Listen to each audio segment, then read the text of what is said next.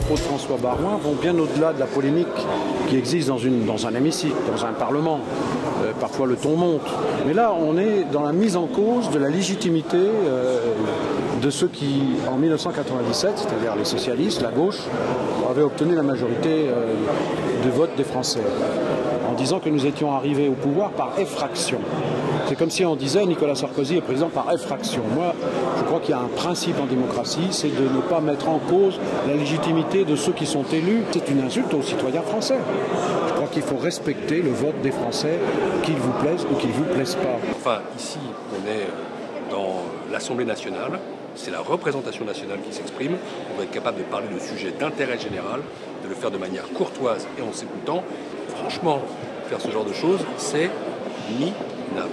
Les paroles de François Baroin sur la gauche est rentrée par effraction à l'Assemblée nationale en 97 et au gouvernement étaient extrêmement maladroites, voire brutales. C'est pas une effraction, c'est pas un délit, c'est le fonctionnement de la démocratie. Parce que s'il y a eu effraction, c'est dans la manière dont Jacques Chirac, le président de l'époque, a fait la dissolution et qui apparemment a surpris beaucoup de gens dans son propre camp à l'époque. Donc peut-être que certains ont encore le regret de cette dissolution-là.